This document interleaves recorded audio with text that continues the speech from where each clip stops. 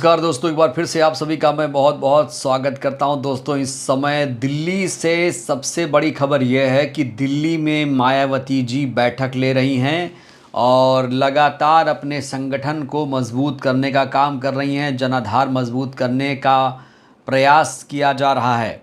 दोस्तों, दिल्ली से इस समय मायावती जी सियासत कर रही हैं और आपको बताऊं तो उत्तर प्रदेश के उपचुनाव को लेकर 10 सीटों पर उत्तर प्रदेश में उपचुनाव होने जा रहा है, उसको लेकर भी उम्मीदवारों के नाम पर मंथन शुरू हो गया है। बहुत सारे बायोडेटाज दोस्तों पहुंच चुके हैं मायावती जी के पास। अब जो उम्मीदवार हैं उनकी छटनी की जाएगी। दोस्तों, एक एक सीट के लिए कई सारे उम्मीदवार सामने आ रहे हैं। तो दोस्तों, उत्तर प्रदेश में 10 सीटों पर जो उपचुनाव होने जा रहा है उसमें मायावती जी सक्रियता दिखाना शुरू कर चुकी हैं और न सिर्फ बयानों से सक्रिय हैं बल्कि सोशल मीडिया पर मायावती जी बहुत ज़्यादा सक्रिय हैं। भारतीय जनता पार्टी को निशाने पर ले रही हैं, योगी मोदी को निशाने पर ले रही हैं। और जो लोग कह रहे थे कि मायावती जी डर रही हैं, दोस्तों मायावती जी डर नहीं रही हैं।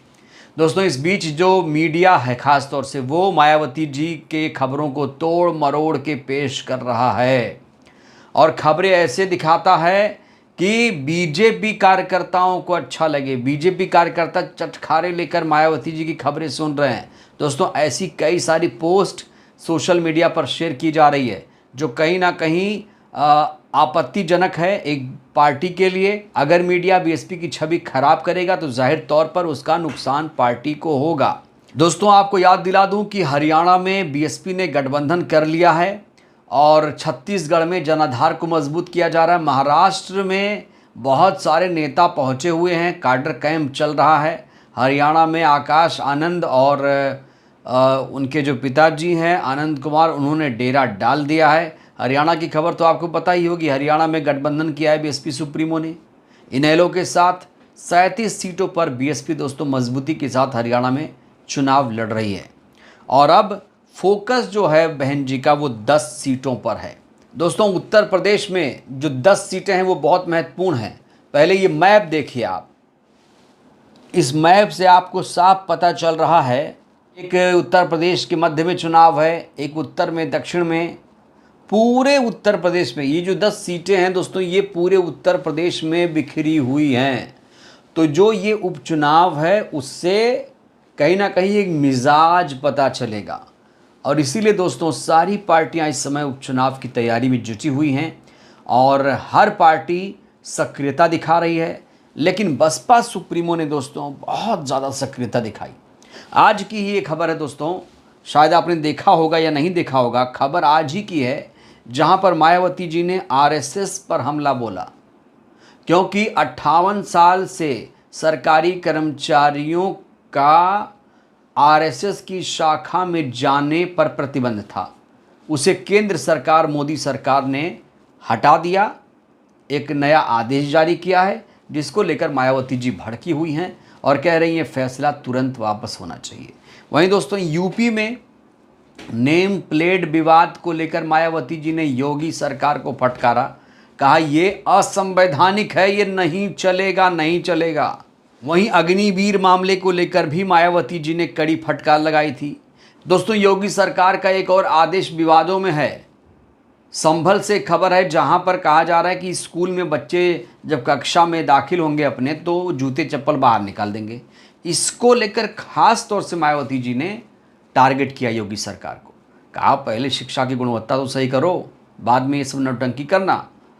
तो दोस्तों, अब कुल मिलाकर मायावती जी बहुत ज़्यादा सक्रिय हैं और उनकी सक्रियता से हम अंदाज़ा लगा सकते हैं कि जो 10 सीटों पर उपचुनाव है वो कैसे लड़ा जाएगा।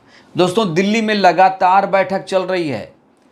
एक बैठक हुई थी हरियाणा को लेकर, फिर उत्तराखंड को लेकर, फिर छत्तीसगढ़ को लेकर, फिर अब उत्तर प्रदेश में उपचुनाव कैसे लड़ा जाए इसको लेकर दोस्तों मंथन किया जा रहा है। वहीं दोस्तों आकाश आनंद की जो सक्रियता है वो भी बढ़ाई जा रही है।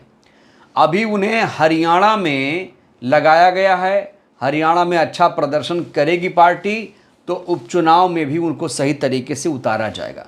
अब परीक्षा ली जा रही है। आकाश आनंद को भले ही नेशनल कोऑर्डिनेटर या उत्तराधिकारी बना दिया है बहन जी ने, लेकिन उनकी परीक्षा होती रहेगी, परीक्षा ली जाएगी। क्योंकि दोस्तों याद करिए, आकाश आनंद का एक बयान था जो बहुत विवादों में आ गया था, जिसको लेकर मायावती जी ने नाराज़गी जाहिर की थी और 2 पद उनके छीन लिए थे। एक तो नेशनल कोऑर्डिनेटर का और दूसरा उत्तराधिकारी का पद।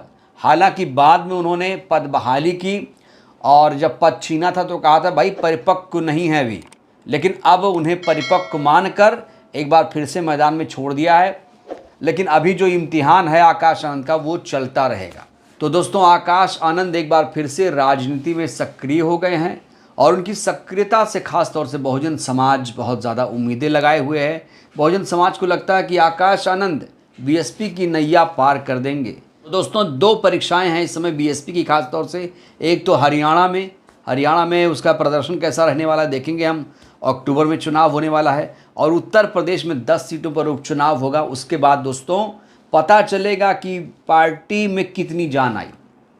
ये 10 सीटें मामूली नहीं है, सत्ता का सेमीफाइनल से कहा जा रहा है।